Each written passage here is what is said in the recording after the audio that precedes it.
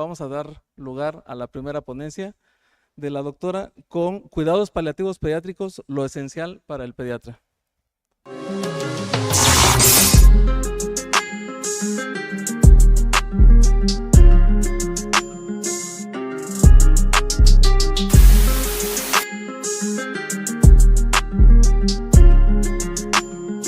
Pues el día de hoy vamos a hablar de este tema, es lo esencial para el pediatra. Este es el hospital en donde es mi segunda casa desde hace casi 20 años. Y bueno, este curso internacional de cuidados paliativos pediátricos, cambiando paradigmas. Van a ver que en el transcurso de la charla voy a ir desmenuzando un poco las palabras y abrimos con esta frase de Sean Covey. Covey es un escritor irlandés, ha hecho varios libros, sobre todo enfocados a los adolescentes, y hablando de paradigmas, él dice que son como los anteojos, ¿no? Como estos que dicen mis hijas que son de Edna Moda. Dice, cuando tienes paradigmas incompletos sobre ti o la vida en general, es como usar esos anteojos con la fórmula incorrecta. Entonces, la idea es tratar de, en esta charla, ir ajustando esas dioptrías para no ser miopes ante esto. Y bueno, nuestros objetivos del día de hoy, vamos a hablar de las definiciones de los cuidados paliativos en niños, vamos a hablar un poquito sobre la ley en México de los cuidados paliativos, los mitos, los grupos y modelos de atención, y tendremos algunas conclusiones. De las definiciones. Bueno, decíamos hace ratito este curso que se llama Cambiando Paradigmas. ¿Pero qué es un paradigma? ¿Sí?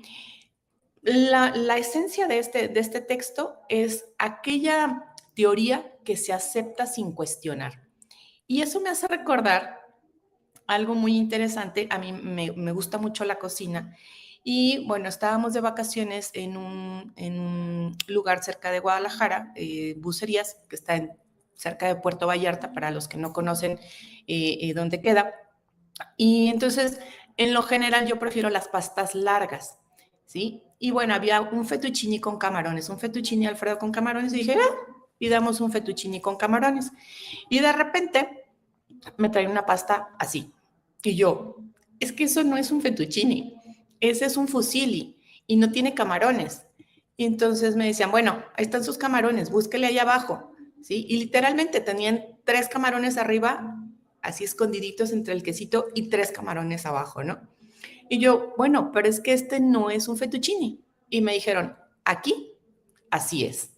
Entonces, finalmente, ese es un paradigma, ¿no? O sea, las cosas que se han venido enseñando y que así te han dicho que son, y no tenemos momentos de reflexión ni de cuestionar, se convierte posteriormente en un paradigma. Y justo eso es lo que queremos cambiar, estos paradigmas, ¿no? Mi declaración de no conflicto de interés, van a ver algunas imágenes que están autorizadas con fines de usos académicos, y lo que estoy hablando aquí es a título personal, en base a mi experiencia y a la bibliografía que tenemos disponible. Y bueno, estamos hablando de lo esencial para el pediatra, ¿sí? ¿Qué es un pediatra? Bueno, pues es aquel profesionista de la medicina que se ocupa de la salud y la enfermedad de los niños. Si se fijan, no nada más hablamos del niño sano, porque luego hay muchos pediatras que les gusta solamente ver niños sanos. Y bueno, para la audiencia, quisiera empezar con algunas preguntas capciosas, ¿sí? ¿Me pudieran ustedes decir, desde su perspectiva, qué son para ustedes los cuidados paliativos pediátricos? ¿Sí? ¿Quiénes son los pacientes susceptibles de recibirlos? ¿En dónde se pueden brindar este tipo de cuidados? ¿Hay un momento en que se pueden dejar de brindar? ¿Ya hasta cuándo los tenemos que dar? ¿Quiénes son las personas indicadas para darlos? Si nos enfocamos a la definición de los cuidados paliativos en niños, tenemos definiciones ya muy viejitas. Por ejemplo, esta es de 1998, digo viejitas para lo que es la medicina. Se vio una pregunta, pero se vio cortada, entonces discúlpeme, no, nada más decía, lo definiría como, y ya no se vio un poco más. Pero bueno, mira, aquí dice San Juana Valderas, sanar lo que no se puede curar. Ok, muchas gracias. Entonces, en esta definición habla de ese cuidado activo total de cuerpo, mente y espíritu de los niños cuando se diagnostica una enfermedad que potencialmente lo puede llevar a la muerte. Y estas definiciones han ido modificándose con el transcurso del tiempo. ¿Sí? Posteriormente, la Organización Mundial de la Salud saca esta nueva definición en donde habla de ese enfoque para mejorar la calidad de vida de pacientes y familias que se enfrentan a problemas asociados con enfermedades amenazantes para la vida a través de la prevención y el alivio del sufrimiento por medio de una identificación temprana e impecable evaluación y tratamiento del dolor y otros problemas físicos, psicosociales y espirituales. Si se fijan, aquí no habla nada de fases terminales, porque en algún momento se tenía esta idea, ¿no? Y recientemente la Academia Americana de Pediatría sacó este comunicado justo en el abril de este año, en donde habla que son ese enfoque de atención interdisciplinario para niños con enfermedades o afecciones potencialmente mortales o que limitan su vida y se centran en mejorar su calidad de vida y apoyar necesidades físicas y emocionales.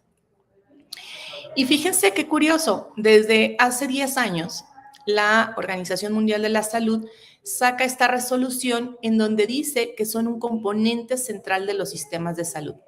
Sin embargo, yo me hago ese cuestionamiento.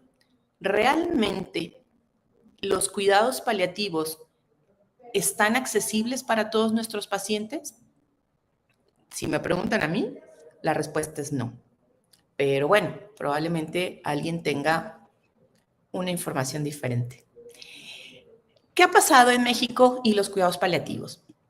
Bueno, les puedo decir con mucho orgullo que Jalisco ha sido punta de lanza no solamente en los cuidados paliativos en adultos, sino en los cuidados paliativos en general, incluyendo los pediátricos. Desde el 2008 se nos invita a participar en el proyecto de norma para hacer las modificaciones a la Ley General de Salud en materia de cuidados paliativos, porque anteriormente no estaban considerados los cuidados paliativos en la ley. Y es a principios de enero del 2009 en donde ya hay estas modificaciones a la Ley de General de Salud, en donde se anexa el artículo 166 bis que habla sobre los cuidados paliativos. Pero en aquel momento solamente se enfocaban a los pacientes en etapas terminales. Que esto es algo muy interesante que ahorita lo vamos a comentar más detenidamente, porque si se fijaron en las definiciones previas, no hablamos de etapas terminales en los niños, solamente hablamos de enfermedades limitantes o amenazantes para ellos, incluso desde el momento del diagnóstico. Entonces, evidentemente nos dio mucho gusto que hubiera estas modificaciones a la ley general, pero decíamos, ¿y los niños qué? Porque en los niños las definiciones son diferentes. ¿Y qué va a pasar con esos bebés que todavía no han nacido, pero que ya necesitan la atención paliativa? ¿Sí? Aquellos bebés que vienen con malformaciones congénitas importantes, que las mamás y los papás están en una situación compleja, emocional, social y espiritual. ¿Sí? Cuando nacen y tienen esta necesidad de toma de decisiones y atención de síntomas, ¿qué vamos a hacer con ellos? Porque estaban fuera de esa definición. Entonces, como buenos pediatras obsesivos compulsivos, seguíamos luchando para que esta terminología cambiara y pudiéramos tener un acceso más integral para nuestros niños. Y es así que finalmente, varios años después, logramos que hubiera un anexo a la ley, es el anexo de cuidados paliativos pediátricos, en donde ya incluimos desde la etapa perinatal, ¿sí?, a todos esos bebés, a todos esos personitas que necesitan atención de cuidados paliativos, independientemente si van a vivir 6 meses, si están en etapa terminal, nada. Si tienen una enfermedad o una condición limitante o amenazante para la vida, por ley estos pequeños pueden y deben de tener acceso, ¿sí? Es en el 2020 cuando agregamos la guía de manejo integral de cuidados paliativos del paciente pediátrico. Entonces, ya hay toda esta información disponible de qué son las cosas que necesitamos nosotros como pediatras conocer. Y justo en esta parte de qué es lo que nosotros como pediatras necesitamos. Miren, esto es lo que yo les decía, la reforma a la ley del artículo 33 con el artículo 166 bis. Anteriormente solamente teníamos las 3 primeras intervenciones, podíamos prevenir enfermedades, podíamos curar enfermedades, podíamos ofrecer rehabilitación, pero no podíamos ofrecer paliación. Entonces, a partir del 2009 ya está integrado esta parte de la paliación dentro de la Ley General de Salud Mexicana. Y bueno, sale esta norma, que es la norma 011, en donde te dice cuáles son los campos de aplicación. ¿Qué quiere decir eso? En dónde podemos aplicar esto y si es, qué tipo de observancia tiene. Y pues resulta que es de observancia obligatoria. ¿Qué quiere decir esto? Que tanto los sectores públicos, sociales y privados en donde se atiendan niños con este tipo de situación, obligatoriamente, forzosamente, necesariamente debe de haber atención de cuidados paliativos, ¿sí? Entonces, eso no quiere decir si quiero, si puedo, si tengo chance, ¿sí? Como en algún momento a mí me lo dijeron, doctora, ¿usted quiere hacer cuidados paliativos? Pues hágalo en sus tiempos libres. No, señor, los cuidados paliativos no son de tiempos libres, son de tiempo completo y un poquito más. Entonces, ya no es que la doctora Yuriko se le ocurrió hacer esto, se le ocurrió decir esto.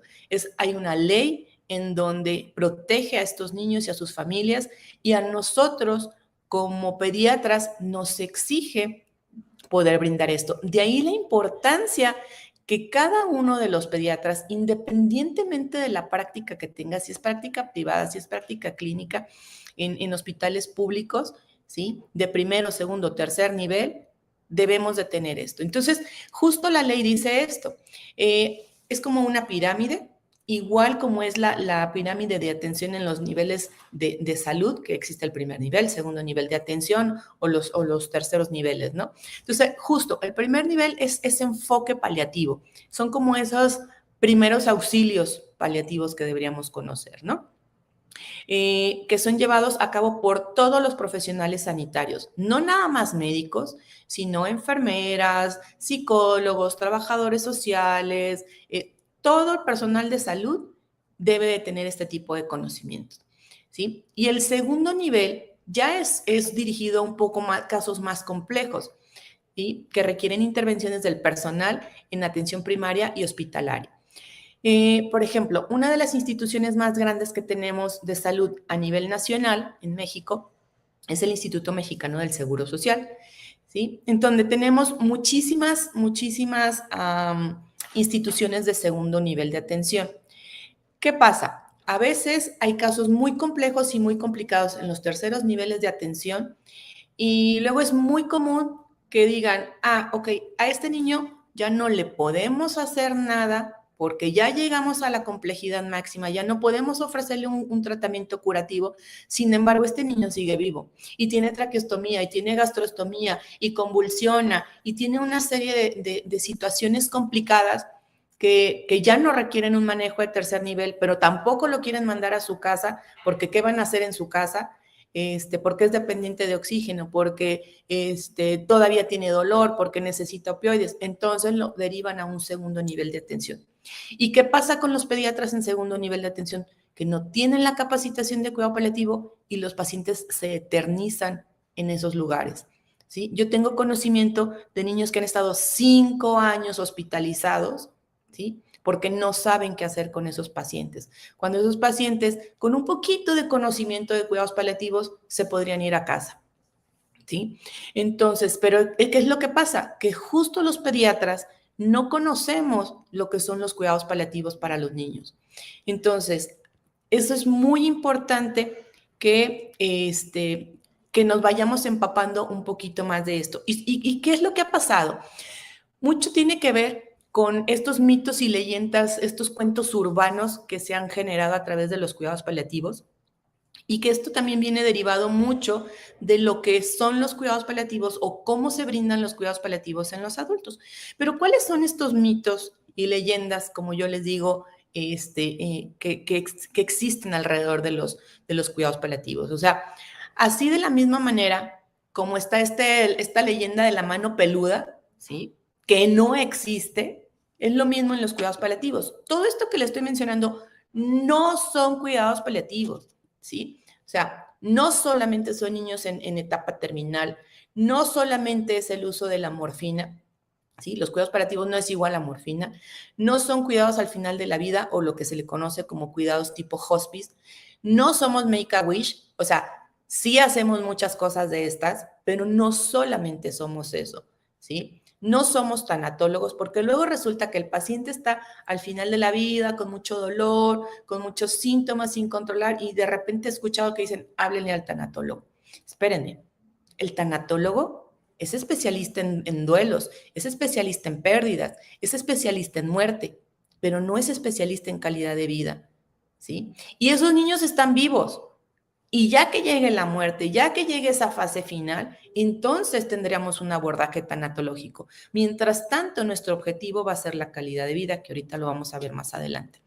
Entonces, no solamente es atención a paciente con cáncer, ¿sí? Tampoco es dejar tratamientos con fines curativos. Podemos coincidir los cuidados paliativos tanto con un manejo paliativo, con un manejo curativo, podemos incluirnos. No, uno no es excluyente del otro, ¿sí? Y tampoco es perder las esperanzas. Si hay algo que me choca, siento que me jalan los pelos de lo más profundo de mi ser, ¿sí? Es eso que digan, ay, discúlpenos. Bueno, ni siquiera se disculpan. Ay, fíjese que ya no hay más que hacer.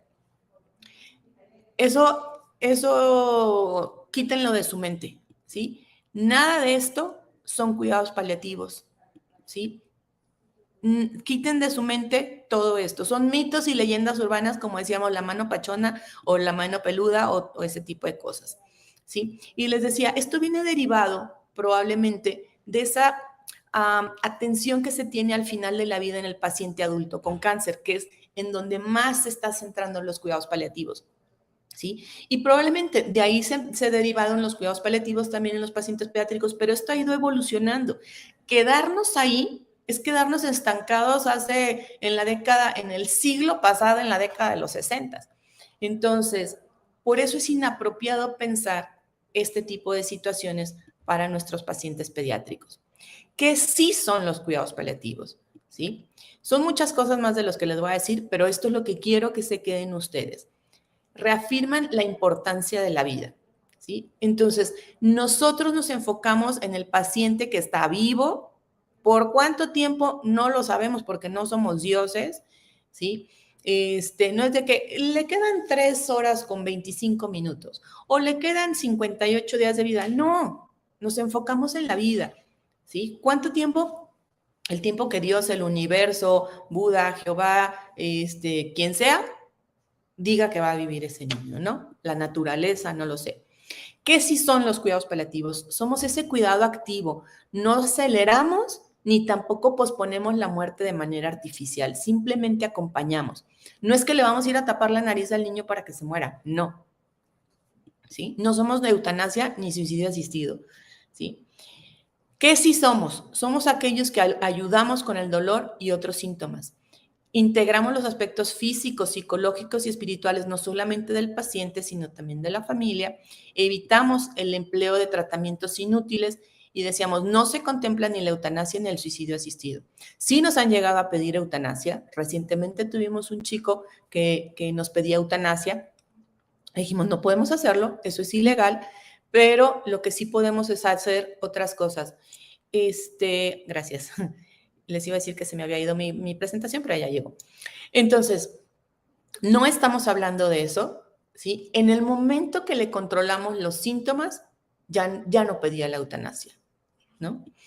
Y algo que es súper importante y que si quiero que se lleven algo de esta presentación es justo esto.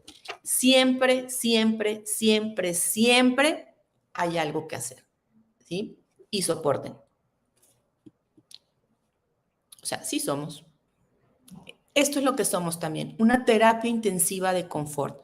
Hacemos lo necesario para que los niños tengan la mejor calidad de vida posible dentro de este marco de enfermedad.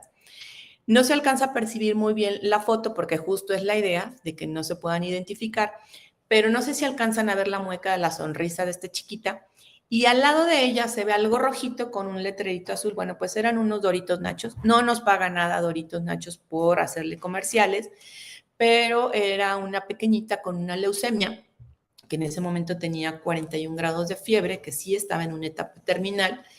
Esta foto la tomé yo creo que hace como unos 15 años, y justo era cuando nosotros le llegamos a preguntar, ¿qué necesitas el día de hoy? Y ella me dijo, quiero unos Doritos Nachos. Entonces, pues movilizamos a todo el equipo para meter los Doritos Nachos dentro del hospital. Imagínense lo que era eso en un área hospitalaria, oncológica, con paciente grave, que llegaran un equipo con unos Doritos Nachos. Entonces, tuvimos que tapar por todos lados con sábanas, porque pues no tenemos cuartos individuales. Alguien me está moviendo mi presentación, gracias. Entonces, para ver cómo podíamos ayudar a esta chiquita. Y bueno, su cara lo dice todo. Hay que recordar que los cuidados paliativos, el acceso a los cuidados paliativos y al control del dolor es un derecho humano. No brindar esto equivaldría a someter a los pacientes a una tortura. Pero bueno, a ver, doctora, ya se estaba hablando un chorro de que los cuidados paliativos y que la calidad de vida, no en la parte terminal, no solamente el paciente con cáncer. Entonces, ¿quiénes? ¿Quiénes son los pacientes que requieren cuidados paliativos? Pues fíjense que hay, de acuerdo al doctor Richard Haynes, esta es una publicación ya viejita, ahorita se está tratando de actualizar estas nuevas patologías, pero déjenme decirles que son más de 270 patologías que pudieran ser susceptibles de requerir cuidados paliativos. ¿Y cómo están más o menos divididas? Porque mucha gente, como decíamos al principio, piensan que solamente son para el paciente oncológico o mayoritariamente para el paciente oncológico, y la realidad es que no. ¿Sí? El paciente con problemas oncológicos representa solamente el 30% de estos pacientes. El otro 30% está dividido en todo lo que es la etapa perinatal, neonatal, perinatal. ¿Sí? El otro 30% son los pacientes con patologías de origen neurológico y el 10% misceláneos, ¿no? Donde entra cardio, neuro, infecto, neumo, etcétera, etcétera. Y bueno, la asociación Together for Short Lives, que es una asociación inglesa, ha hecho una división de este tipo de pacientes. Entonces, ellos lo dividen principalmente en 4 grupos de atención. El primero son enfermedades limitantes o amenazantes para la vida que tienen la posibilidad, tienen una posibilidad de curación, sin embargo, este tratamiento puede fallar. ¿Como cuál? Como el cáncer. Ahí es el prototipo del cáncer, ¿no?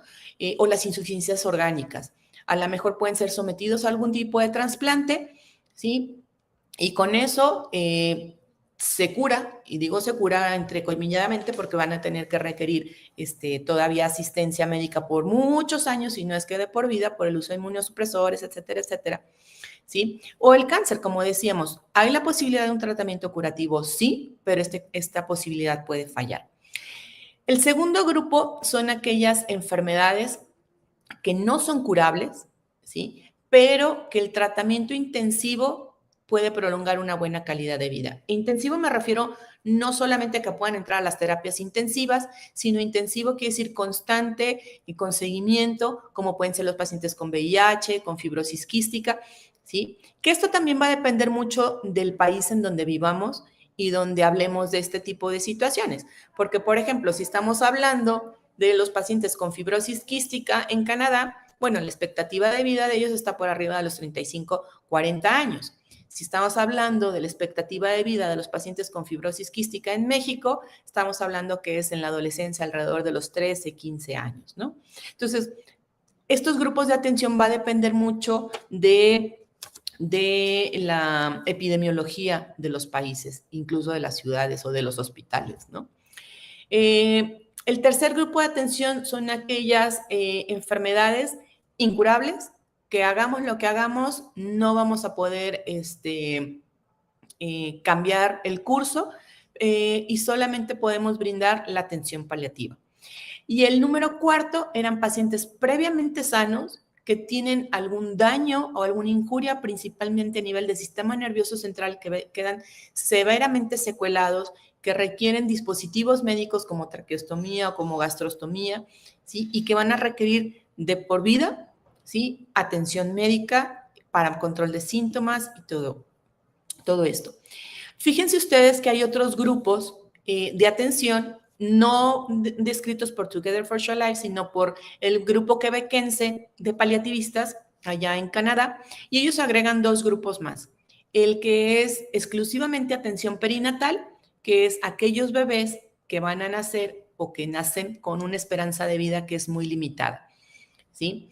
Entonces, ya hablaremos en alguna otra charla de todo lo que es el cuidado paliativo perinatal, pero es algo muy interesante porque ellos lo toman incluso desde antes de nacer, ¿sí? Y hay un sexto grupo, perdón, que habla, esta sí es atención meramente tanatológica. ¿Por qué? Porque son esas familias que ya perdieron un hijo, ¿sí? De una manera súbita o no, puede ser algún accidente, con alguna enfermedad aguda o también alguna enfermedad crónica, y que es solamente la atención en el duelo. Entonces, una atención meramente tanatológica. Hay diferentes modelos de atención, o sea, ¿en dónde podemos atender este tipo de pacientes? Respondiendo a las primeras preguntas que nos hacíamos, ¿no? Entonces, existe el modelo hospitalario, existe el modelo domiciliario. No se alcanza a percibir muy bien en la foto, pero este fue un chiquito que primero estuvo en el modelo hospitalario durante 2 años y medio en terapia intensiva, luego estuvo otros 3 meses en piso y logramos egresarlo. Él tenía un síndrome de Wernicke-Hoffmann y no, les digo, no se alcanza a ver muy bien, pero ahí está traqueostomizado y, ¿cómo se llama? Conectado a un ventilador portátil. Era un niño que vivía como a unas 2 horas de Guadalajara y pudimos enviarlo a casa. Esto ya fue hace más de 10 años, entonces era algo que no era común para nosotros, ¿sí? Pero se podía hacer. Y lo pudimos hacer porque también en Tepatitlán, donde él vivía, pudimos hacer esta conexión con pediatras generales que no tenían una educación meramente paliativa, pero que tuvieron la mente abierta, que pudieron quitarse esa miopía hacia los paliativos y finalmente ellos nos pudieron ayudar a que él pudiera vivir mucho más tiempo en casa. También está el modelo tipo en albergue o el tipo hospice y el modelo perinatal que ya hablábamos. Y bueno, que es el modelo tipo hospice, que en México todavía no tenemos un modelo establecido, integral y holístico para nuestros niños, como lo tienen en Canoe Place, en British Columbia. Y bueno, para brindar todo este tipo de cuidados, pues, ¿qué se necesita? Pues un equipo capacitado específicamente en cuidado paliativo pediátrico. Hay que recordar, los cuidados paliativos pediátricos son una subespecialidad de la pediatría. Esto nos tiene que quedar súper claro, ¿sí? Sí, hay más personas que hacen cuidados paliativos que no son pediatras. Hay médicos generales, hay médicos familiares, hay anestesiólogos pediatras, sí, pero eso no es lo ideal, ¿sí? Si es lo único que hay, está bien, pues es lo que hay y trabajemos con eso. Pero si hay la posibilidad de elegir entre un paliativista pediatra y un paliativista de adultos y va a atender a un niño o a un neonato, lo ideal es que sea por un pediatra, ¿sí? El equipo interdisciplinario está compuesto idealmente, el básico es el pediatra con capacitación en cuidado paliativo pediátrico, el psicólogo o psicóloga también con este mismo tipo de capacitación y la enfermera. Idealmente debe de haber el trabajador social, el nutriólogo, rehabilitador. Los voluntarios son súper importantes para nosotros, súper importantes. Nosotros contamos con personal becario, con personal administrativo y en muchos de nuestros países latinos no contamos con esta figura del capellán, que es esa persona que se encarga probablemente de la parte espiritual, ¿sí? Que la combina un poco con la religión. Al ser México uno de los países más católicos, que tenemos una población católica por arriba del 90%, quien ha fungido como capellán con nosotros han sido los sacerdotes. Incluso cuando estuvimos en pandemia, para aquellos pacientes que no eran católicos, pedían el acompañamiento por nuestros sacerdotes. Y bueno, les voy a platicar unas pequeñas historias. Y esto va basado mucho en esta frase que hace Cecil Lysander, en donde dice, tú importas por ser tú, importas hasta el último momento de tu vida y haremos todo lo que esté a nuestro alcance, no solamente para ayudarte a morir en paz. Esta última frase que les voy a decir es en donde nosotros nos centramos nuestra atención, sino para vivir hasta ese último momento, ¿no?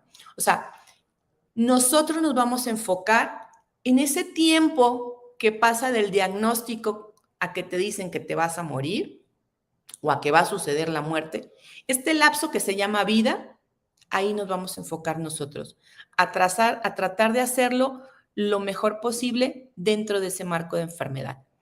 Entonces, hemos tenido pacientes en donde solamente los recibimos, ¿sí? Y están unos minutos con nosotros y los despedimos en ese momento.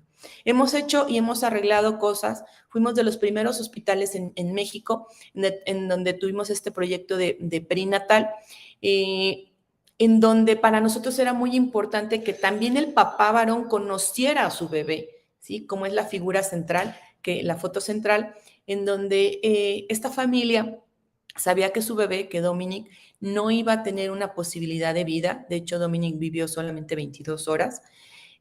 No tenían los medios económicos para atenderse en un medio privado, pero ellos estaban buscando dónde poder atender a su bebé para poder conocerlo. Abrimos este espacio, no fue fácil, fue algo complicado, rompimos muchos paradigmas, ¿sí? Pero finalmente se logró. Y pudimos hacer eso, que ellos pudieran estar acompañando a su bebé durante ese periodo corto de tiempo, ¿sí? O como en el caso de Diana, en donde eran unos papás jóvenes, adolescentes de 16 y 17 años, en donde su bebita solamente vivió 2 minutos, pero tuvieron la oportunidad de conocerla, ¿sí? El caso de esta bebé, también en donde desde diagnóstico prenatal les habían dicho que no iba a tener posibilidad de vida, que incluso se iba a morir en el vientre de la mamá, pues resulta que nace y pues no se muere y pues la tienen que dar de alta porque pues aquí sigue viva.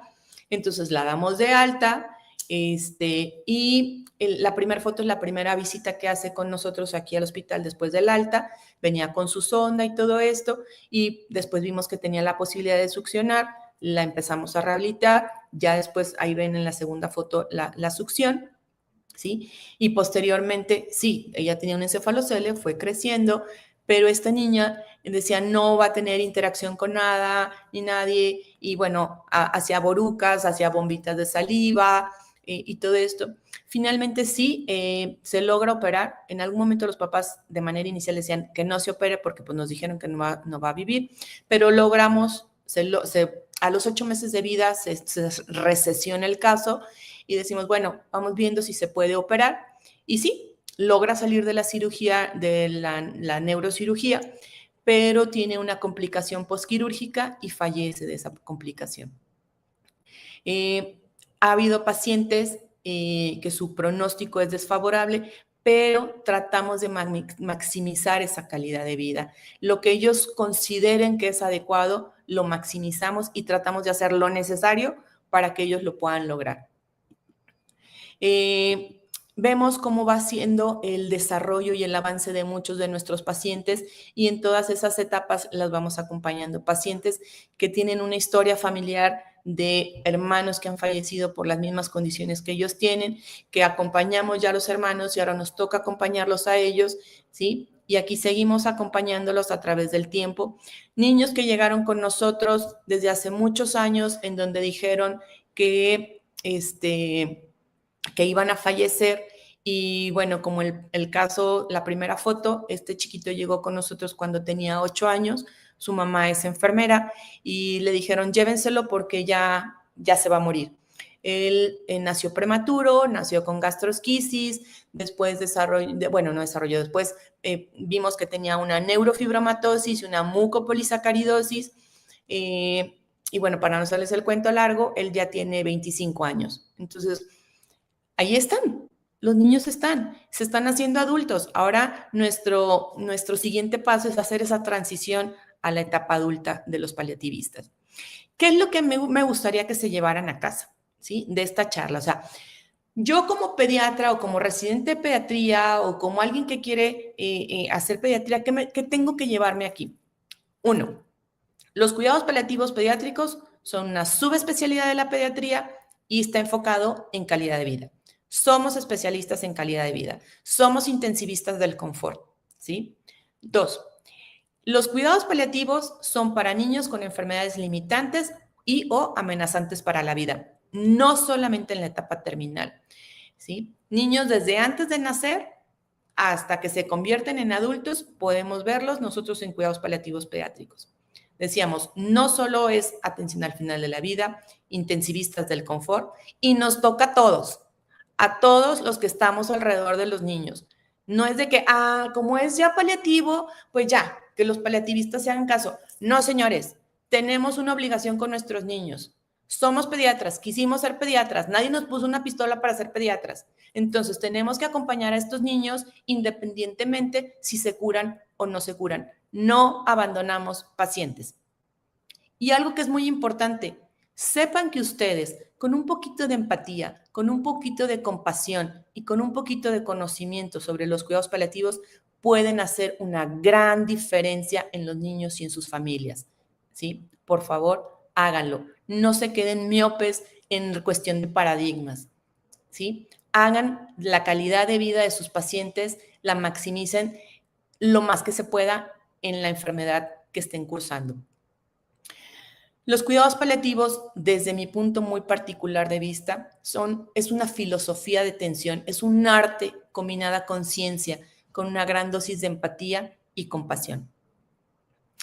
Estas son algunas de las frases que algunos de mis colegas paliativistas pediatras en algún momento me regalaron para yo poderlas compartir con ustedes como audiencia.